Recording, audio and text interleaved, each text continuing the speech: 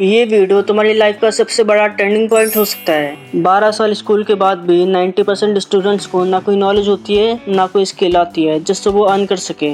गलती यहाँ स्टूडेंट्स की नहीं है, गलती है हमारे गवर्नमेंट की, हमारे एजुकेशन सिस्टम की, जो मैं एक अलग वीडियो में बताऊंगा। इस वीडियो का मेन टॉपिक है कि अर्न कैसे करें। आप सबने सुना होगा कि अपने पैशन को फॉलो करो, जो कि सही भी है, लेकिन पैशन का सही मतलब ज़्यादातर लोगों को पता ही नहीं है। हम सबको लगता है कि पैशन तो बाय बर्थ डिसाइडेड होता है, लेकिन ये एक झूठ है। पैशन ढूंढना नहीं, डेवलप करना पड़ता है। अगर तुमने कभी फार्मिंग नहीं की, नेचर की इम्पोर्टेंस को करीब से समझा नहीं, तो तुम्हारे अंदर इन्वायरमेंटलिस्ट बनने का सपना नहीं आएगा। स्कूल में हमें कभी साइंटिस्ट की बायोग्राफी नहीं पढ़ाएगी, इसलिए किसी को साइंटिस्ट बनने में इंटरेस्ट ही नहीं होगा।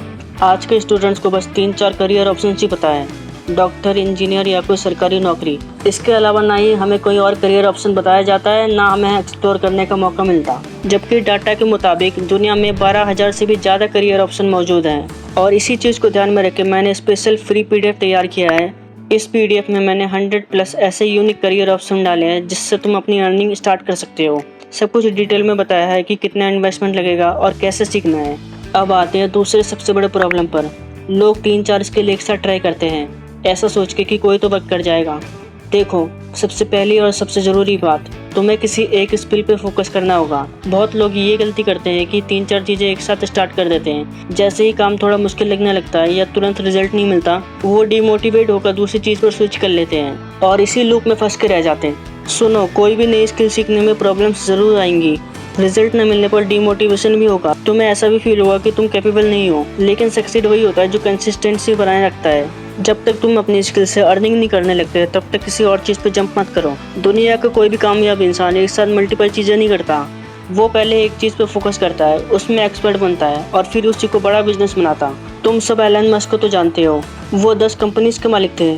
आज वो SpaceX, टेस्ला, न्यूरलिंक जैसी बड़ी कंपनीज एक साथ चला रहे हैं।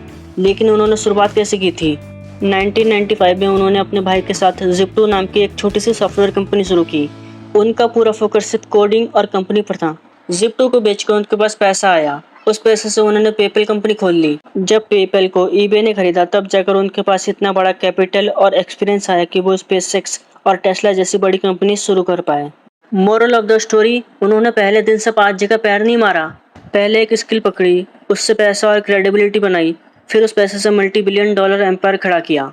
तुम्हारे दिमाग में ये मल्टीपल स्किल्स के ख्याल इसलिए आ रहे हैं क्योंकि तुम्हें रिजल्ट नहीं मिल रहा। एक बार जब तुम किसी एक स्किल को पूरी तरह सीखकर उससे पैसे कमाने लगोगे, तो ये मल्टीपल चीज़ें दिमाग से हट जाएगी। एक और इम्पॉर्टेंट चीज़, बहुत लोग अपने गोल्स पे वर्क करते हैं लेकिन फिर भी अपने एम्बिशन में फेल हो जाते हैं।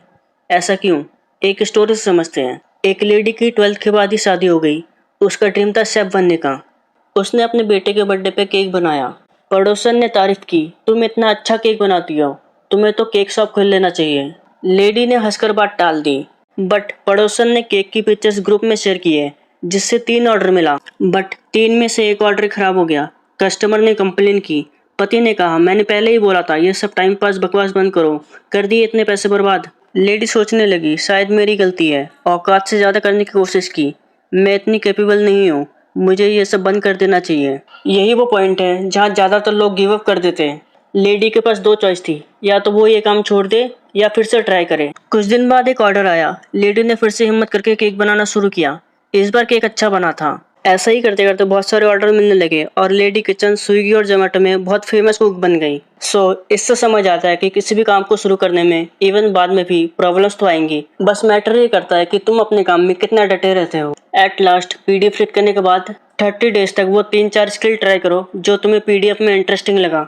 30 दिन के बाद तुम्हें तुम्हारा एक ऐसा पैशन पता चलेगा जिसमें तुम लॉन्ग टर्म करियर बना सकते हो। देखो, एक्सप्लोर पीरियड रखना बहुत ज़रूरी है, लेकिन अगर तुम्हारे पास टाइम नहीं है या तुम्हें तुम्हारा पैशन पता है पर फिर भी कंफ्यूजन है, तो तुम ये प्रॉम्प्ट ChatGPT या जेमिनी में डाल सकते हो और ऑनेस्टली आंसर दो। तुम्हारा पैशन तुम्हारे सामने होगा,